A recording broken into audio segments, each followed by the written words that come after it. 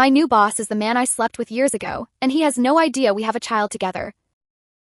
The email notification pinged in my inbox like any other departmental announcement, but as I opened it and saw the photograph staring back at me, my world tilted sideways. There he was, Jacob older now, with laugh lines around his eyes that hadn't been there over a decade ago, but unmistakably the same man who had unknowingly changed the entire trajectory of my life in a single night. Please join me in welcoming Jacob Wong as our new department manager, the message read, complete with his impressive credentials and career highlights. I stared at the screen, my hands trembling slightly as memories flooded back. Memories of shared office space, late-night thesis discussions, and one evening that had started with congratulatory drinks and ended with me becoming a mother. My name is Elena, and at 38 I thought I'd left my graduate school days far behind me. But here was my past, quite literally about to become my boss. It had been over 11 years since that night, but I remembered it with startling clarity. I was in my late 20s then, grinding through my PhD while sharing a cramped office with several other graduate students. Jacob was one of them, brilliant, easygoing, with that practical approach to life that made even the most stressful thesis deadlines seem manageable. He was Chinese, though Jacob wasn't his real name, just what he used during his time studying in Australia. When Jacob finally defended his dissertation successfully, we all decided to celebrate at the local pub. It was supposed to be a farewell party since he'd be returning to China within days.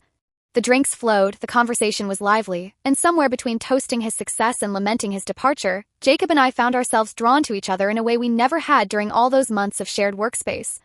One thing led to another, as these stories often go.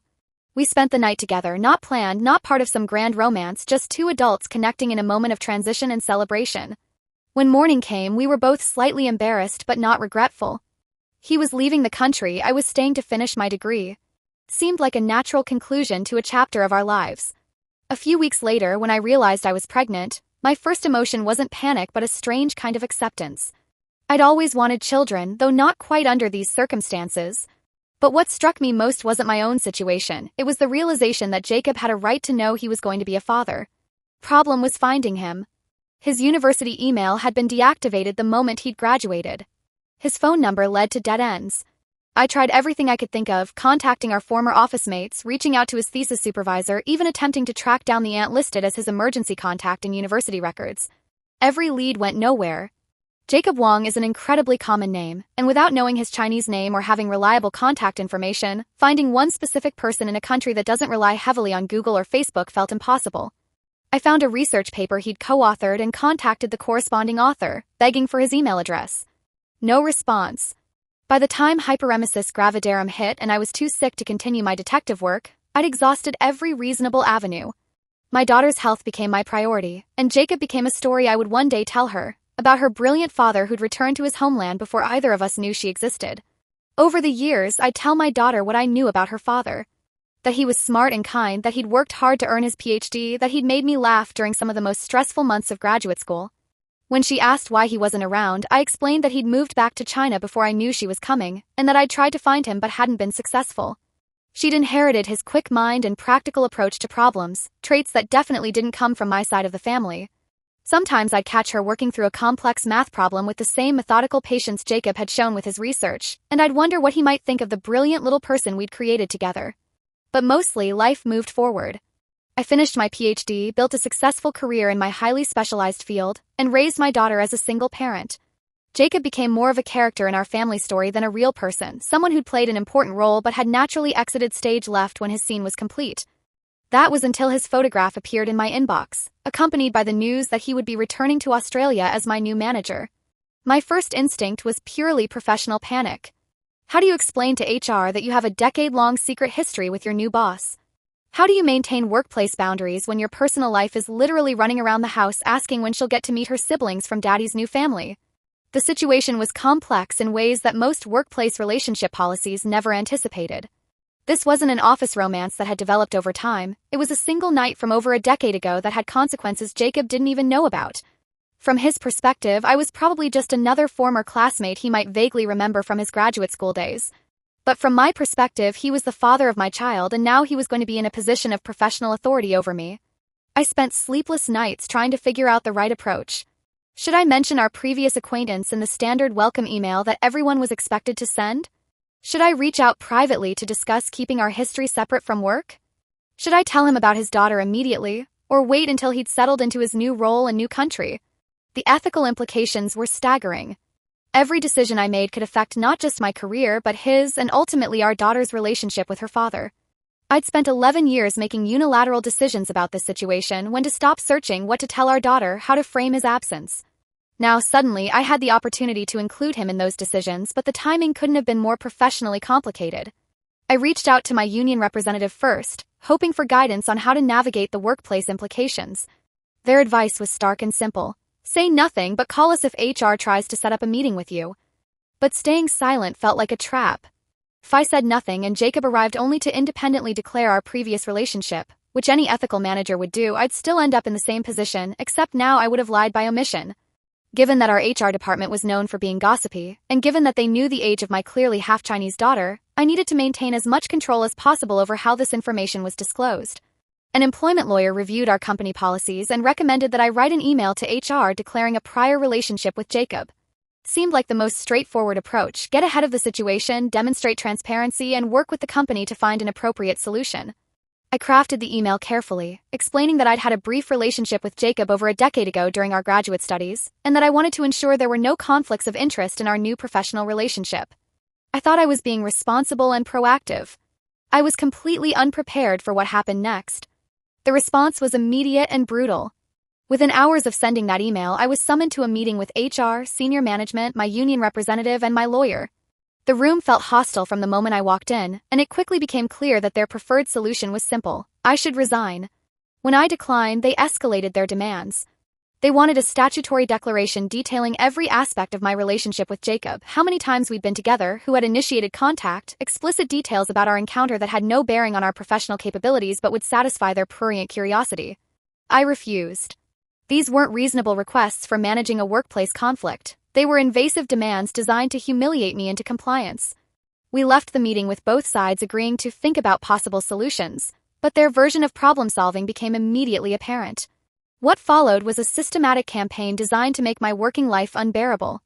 They started with my payroll. Suddenly there were administrative errors that delayed my salary and benefits. My swipe card access to my office became mysteriously intermittent. My computer login credentials required frequent resets due to system updates. My email account and calendar were periodically inaccessible due to maintenance. The psychological warfare was even worse than the logistical harassment. Rumors began circulating that I'd had an affair with a manager, technically true but missing crucial context about timing and consent. Coworkers who'd been friendly for years suddenly avoided me or spoke in hushed whispers when I passed by. They scheduled me for a random drug test during an important client meeting, forcing me to choose between appearing unprofessional with valuable clients or missing a required appointment. They canceled accommodations for upcoming business travel without informing me, leaving me to discover the problem only because my growing paranoia led me to call the hotel directly. Every morning became an exercise in psychological endurance. I'd arrive at work wondering what fresh harassment awaited me, what new way they'd found to make my professional life miserable. The stress was overwhelming. I wasn't sleeping, I was crying at work, and I felt completely helpless against an organization that had far more resources and power than I did. My union representative's advice remained frustratingly consistent: document everything and prepare for a legal battle that would take at least a year to resolve. My lawyer estimated the timeline for any meaningful recourse, and it felt impossibly long when I was barely holding myself together day by day. The worst part was knowing that somewhere in the corporate hierarchy, people were actively devoting time and energy to thinking of new ways to torment me. It wasn't just professional disagreement or even discrimination, it was deliberate, creative cruelty designed to force my resignation through pure psychological attrition. Jacob's start date was approaching, and I knew the harassment would only intensify once he arrived and inevitably got dragged into whatever HR had planned for the next phase of their campaign. I was cracking under the pressure, and we were only just getting started on what promised to be a year-long legal battle. Despite having strong legal support and knowing my rights, I couldn't prevent the company from doing illegal things. I could only seek recourse after they'd already damaged my career, my reputation, and my mental health. The reality check was brutal. Having legal protection doesn't mean you won't get hurt, it just means you might get compensation after the hurt is inflicted. I resigned. I'm not proud of giving in to their pressure campaign, but I was beginning to understand that some victories come at costs too high to pay. I could have fought longer, documented more abuse, and eventually won some form of justice. But I would have sacrificed my well-being, my relationship with my daughter, and possibly my future career prospects in the process. Looking back, I wish I'd been stronger, more resilient in the face of corporate bullying.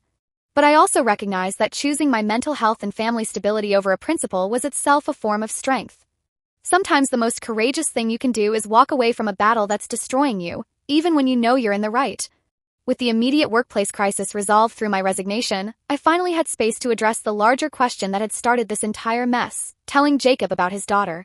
I consulted with a family lawyer who outlined the various ways this conversation could unfold and what the most likely outcomes would be. The legal framework was actually fairly straightforward. My daughter was old enough that her own preferences would carry significant weight in any court proceedings, should it come to that. More importantly, I'd always been honest with her about her father's existence and my failed attempts to contact him. She knew the basic facts of her origin story, and I'd repeatedly offered therapy support if she ever wanted to discuss her feelings with someone who wasn't me. She'd always politely declined, seeming remarkably well-adjusted for someone with such an unusual family situation. The family lawyer helped me draft a letter that would give Jacob the essential information while protecting both my daughter's privacy and my own legal position. I explained who I was, reminded him of our night together, and told him about his daughter. I made it clear that I wasn't seeking financial support or trying to disrupt his life. I just believed he had a right to know, and she had a right to know her father if both parties were interested. I also provided my lawyer's contact information, hoping that having a professional intermediary would help him process the information without feeling pressured to make immediate decisions about his level of involvement. Leaving that letter for Jacob was one of the most terrifying things I'd ever done. For over a decade, I'd carried this secret alone, making all the decisions about how to handle our daughter's questions and needs. Now I was inviting someone else into that decision-making process, someone who might have very different ideas about what was best for everyone involved. For weeks after leaving the letter, I second-guessed myself constantly. Had HR somehow intercepted it? Was Jacob ignoring it because he didn't want the complications I was introducing to his new life?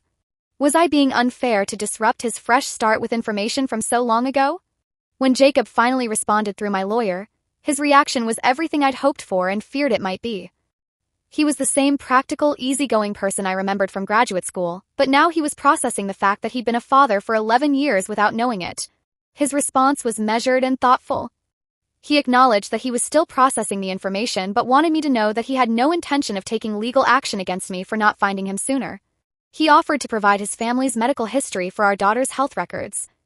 He apologized if my resignation had been connected to his arrival at the company, though I hadn't yet told him the full extent of what had happened there. Most importantly, he expressed interest in meeting his daughter if she wanted to meet him. He also mentioned that she had half-siblings. He'd married and had children since returning to China, which meant our daughter suddenly had a whole extended family she'd never known about. When I shared this information with her, her reaction was characteristically pragmatic. She was glad to have her father's contact information and appreciated knowing about her half-siblings, but she wasn't ready to meet him yet. Her concern was that introducing him into our lives would cause unwanted disruption to the stability we'd built together. I was proud of her thoughtfulness and respected her autonomy to make that choice. She didn't even know about the workplace disaster that had precipitated this entire situation, and I hoped she never would need to know those details.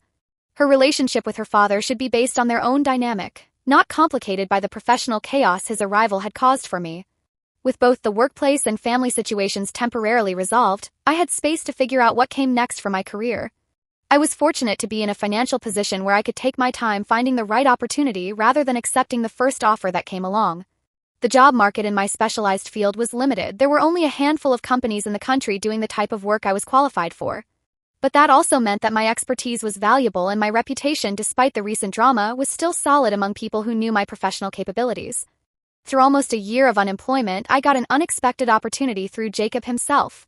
He told me that he'd originally been approached by another company in our field. They'd wanted him to start a new department doing exactly the type of work I specialized in. My former company had essentially poached him to prevent him from becoming competition for clients and talent. Jacob was settled and happy in his current role, but he offered to reconsider the other company's proposal if I wanted to try to get my old job back. I was touched by his willingness to upend his career for my benefit, but I had no interest in returning to a workplace that had treated me so abhorrently. Instead, Jacob suggested my name to the other company when he declined their renewed offer. They were still interested in building that new department, and now they had a candidate with exactly the experience they needed. The interview process was straightforward. My qualifications spoke for themselves, and they were eager to have someone who could hit the ground running. The role was actually a step up from my previous position with more responsibility and better compensation. Most importantly, I'd never procreated with anyone in my chain of command, which seemed like a good foundation for workplace harmony. 6 months into my new job, I was thriving in ways I hadn't expected. The work was engaging, the company culture was healthier than what I'd left behind, and I had the satisfaction of building something new rather than just maintaining existing systems. I'd hired one of my former colleagues who'd also grown frustrated with our old company's management style. I'd also brought on 2 recent graduates from my alma mater, bright, motivated people who were quickly proving their worth and getting up to speed on our specialized work. The irony wasn't lost on me that I was becoming exactly what my former company had feared when they'd pushed me out. Unlike their established department with lengthy wait lists for services, we were nimble and responsive to client needs. Some of their clients began coming to us instead, drawn by faster turnaround times and more personalized attention. I was delighted to discover that I was becoming the competitive threat they'd tried so hard to eliminate. Every new client we acquired, every talented employee who chose to work with us instead of them, felt like vindication for the way they'd treated me. Not revenge exactly, but professional validation that their assessment of my worth had been catastrophically wrong. Meanwhile, my daughter had gradually changed her mind about meeting Jacob. After months of email exchanges facilitated through my lawyer, she'd developed enough curiosity about her father to agree to a video call. That first conversation was awkward. What do you say to the parent you've never met or the child you never knew existed? But they'd found common ground in shared hobbies and interests. Turned out that Jacob's practical, methodical approach to problem-solving had definitely been passed down to our daughter. They bonded over puzzle games and logic problems, finding an easy rhythm of communication that transcended the unusual circumstances of their introduction. Her half-siblings had been thrilled to discover they had a cool older sister in Australia. The age gap and distance made the relationships feel more like friendly pen pals than traditional siblings, but our daughter seemed genuinely excited about these new connections. She'd gone from being an only child with minimal extended family to having siblings, a stepmother, and grandparents who were eager to include her in their lives from afar. The long-distance nature of these relationships actually worked in everyone's favor. There was no pressure for immediate integration or complicated custody arrangements. Everyone could develop connections at their own pace, with natural boundaries created by geography and cultural differences. Jacob had turned out to be exactly the kind of father I'd hoped he might be: interested but not invasive, supportive but not overwhelming. He respected our daughter's autonomy and my role as her primary parent while still finding meaningful ways to be involved in her life. It was unconventional, but it worked for our particular circumstances. A year after starting my new position, I received the ultimate professional validation. My former company, the one that had harassed me into resigning, reached out through intermediaries to see if I'd be interested in consulting for them on a major project. They were struggling with client demands and could use someone with my specific expertise. The audacity was breathtaking. After systematically destroying my mental health and forcing my resignation, they now wanted to hire me back as an expensive consultant because they couldn't handle the workload without me. It was simultaneously infuriating and deeply satisfying. I declined politely but forwarded their request to several competitors who would be delighted to poach their clients. If they were overwhelmed enough to consider bringing back the employee they'd pushed out, they were vulnerable to losing business to more competent firms. I was happy to help facilitate that process. My new company continued to grow and thrive. We'd built a reputation for quality work and responsive service that was drawing clients away from larger, more established firms. I'd proven that my professional value wasn't dependent on any particular organization. It was something I carried with me regardless of where I worked. The specialized nature of our field meant that everyone knew everyone, and word had gotten around about both my departure from my former company and my success in my new role. I didn't need to badmouth my former employers. Their actions spoke for themselves, and their current struggles with staffing and client satisfaction were visible throughout the industry. 3 years have passed since that shocking email announcement introduced me to my new manager, who turned out to be my daughter's father. Looking back, I'm struck by how many assumptions I'd made about how that situation would unfold, and how different the reality turned out to be. I'd assumed the workplace would be the manageable part and the family dynamics would be complicated. Instead, the professional response was a nightmare of harassment and retaliation, while the personal relationships developed with remarkable smoothness and mutual respect. I'd worried that Jacob might be angry about not being contacted sooner, but he understood the practical difficulties I'd faced and focused on moving forward rather than relitigating the past.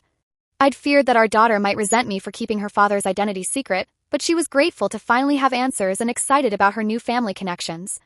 Most surprisingly, I'd expected that leaving my job would feel like professional failure, but it turned out to be the catalyst for career growth I might never have pursued otherwise.